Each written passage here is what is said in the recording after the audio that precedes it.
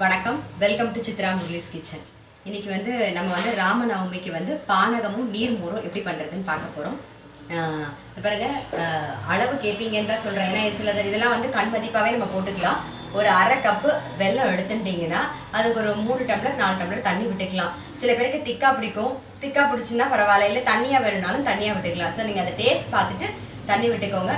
நல்லா கரைச்சி அதை வடிகட்டிட்டு அதுக்கப்புறமா யூஸ் பண்ணுங்கள். நான் அரை கப்பை வெல்லம் எடுத்துட்டு அதை நல்லா கரைச்சி வடிகட்டிட்டேன். இப்போ இதில் இன்னும் கொஞ்சம் கூட நம்ம தண்ணி விட்டுக்கலாம்.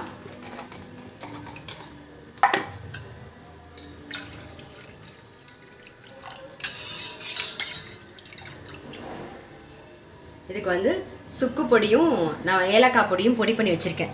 சுக்கு பொடி ஏலக்காய் பொடி ரெண்டும் மிக்ஸ் பண்ணி பொடி பண்ணி வச்சுருக்கேன். அது இதில் சேர்க்குறேன். இது ஒரு 1/4 ஸ்பூன், அது ஒரு 1/4 ஸ்பூன் போட்டுக்கோங்க.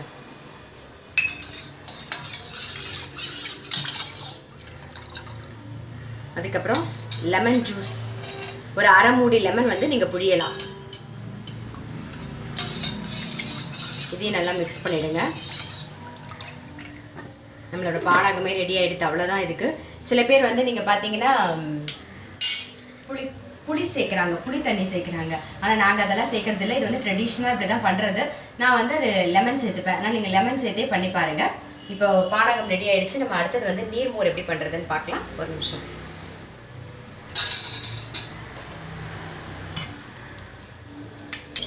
பாருங்கள், நல்லா புளிச்ச தயிர் எடுத்து இந்த மாதிரி நல்லா நீர்க்க கரைச்சி வச்சுக்கோங்க. தயிர் நல்லா புளிச்சிருந்ததுன்னா நீங்கள் எவ்வளோ தண்ணி விட்டாலும் அது நல்லா தாங்கும். அதனால நல்லா நீர் மோரே நீராக தானே இருக்கணும். நல்லா நீர்க்க தண்ணி விட்டு கரைச்சி வச்சுக்கோங்க, நல்லா புளிச்ச தயிரில். அதுக்கப்புறம் உப்பும் கருவேப்பிலையும் நல்லா கையில் நல்லா கசக்கி போடுங்க. அப்போ ஒரு தனி டேஸ்ட் கொடுக்கும். இங்கே பாருங்கள், நான் கல்லுப்பு கொஞ்சம் எடுத்து வச்சுட்டுருக்கேன். அதோட இந்த கருவேப்பிலையும் சேர்த்து நல்லா கையில் கசக்கி போட போகிறேன். அந்த கருவேப்பிலை கசக்கும் போதே அந்த வாசனை தெரியும் பாருங்கள், உங்களுக்கே தெரியும். பண்ணி பாருங்கள், கண்டிப்பாக தெரியும். இதை அதோட சேர்த்துடலாம் மோரோட.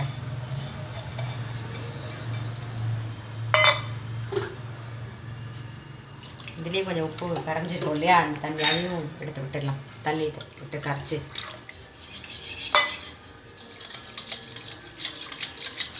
அப்புறம் கொஞ்சம் பெருங்காய பொடி கொஞ்சோண்டு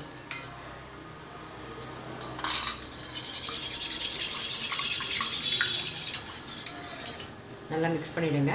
நம்ம கடுகு தாளித்து கொட்டிடலாம். இதுக்கு பாருங்க, தாளிப்பு கரண்டி வச்சுருக்கேன். அதில் ஒரு அரை ஸ்பூன் எண்ணெய் விட்டுருக்கேன். கடுகு மட்டும் தாளிக்க போகிறேன் நான்.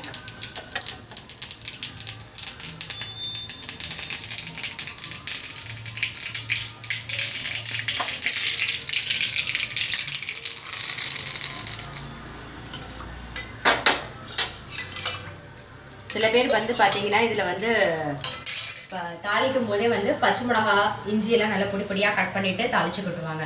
அப்படி இல்லைன்னா நீங்கள் பச்சை மிளகா இஞ்சியை நல்லா அரைச்சிட்டு நல்லா நைஸாக அரைச்சிட்டு அதில் கொஞ்சம் தயிர் விட்டு நீங்கள் மிக்சியில் நல்லா அரைச்சிட்டு அதுக்கப்புறமா கூட மிக்ஸ் பண்ணிக்கலாம். ஆக்சுவலாக நீர் மோர் ட்ரெடிஷ்னலாக இப்படி தான் பண்ணுறது. இப்போ நம்ம மாற்றி பண்ணிக்கிறோம். சில பேர் புளிப்பு இல்லாத மோர் எடுத்துட்டாங்கன்னா கொஞ்சம் லெமன் ஜூஸ் புழிஞ்சிக்கலாம், வேணும்னா அதுவும் பிடிக்கலாம். லெமனை சில பேர் கட் பண்ணியும் போடுவாங்க. ஸோ உங்களுக்கு எப்படி விருப்பமோ நீங்கள் அப்படி பண்ணிக்கோங்க. ட்ரெடிஷ்னலாக அப்படி பண்ணுறது. பச்சை மிளகாய் இஞ்சி வேணும்னா அதையும் சேர்த்து கூட நீங்கள் பண்ணிக்கலாம்.